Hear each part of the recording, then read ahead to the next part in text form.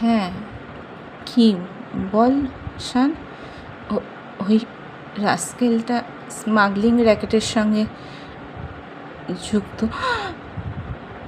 কি বলছিস শান? হ্যাঁ কলি। আর আমার জীবনের চরম ভুল রে, ওই রাস্কেলটাকে আমি ভুলবশত রেজিস্ট্রিও করে ফেলেছিলাম, চিনতে পারিনি, আর বাড়ির লোকও কেউ বুঝতে পারেনি। কিন্তু যে মুহূর্তে জানতে পেরেছিলাম, সেই মুহূর্ত থেকে আমি আর আমার কাজিনরা ওর উপর কন্টিনিউ নজর রাখতে থাকি।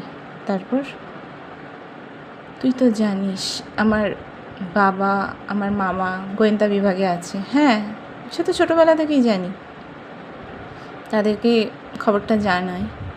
কিন্তু কিন্তু কিন্তু কি ঈশান? শয়তানটা সে খবরটা জেনে গেছিল। মানে আমাদের পুরো প্ল্যানটা ওই রাস্কেল শয়তানটা জেনে গেছিল। কি বলছিস শান?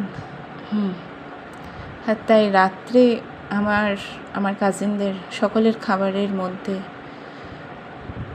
ঘুমের ওষুধ মিশিয়ে দিয়েছিল। তারপর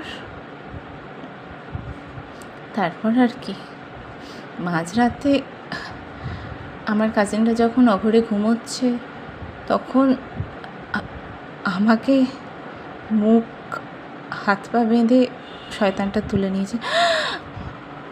কি বলছিস শান? এতেই আঁতকে উঠলি গলি? শেষটা শোন। শেষ?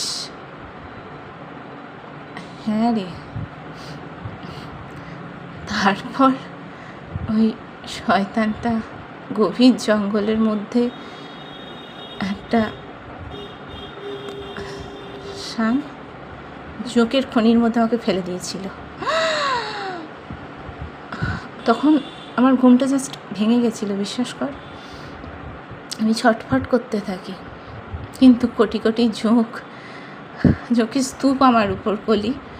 শয়তানটা উঁচুতে দাঁড়িয়ে দাঁত বার করে হেসেছিল, প্রচণ্ড পরিমাণে হাসছিল রে। তুই চুপ কর শান। তুই কি বলছিস এসব?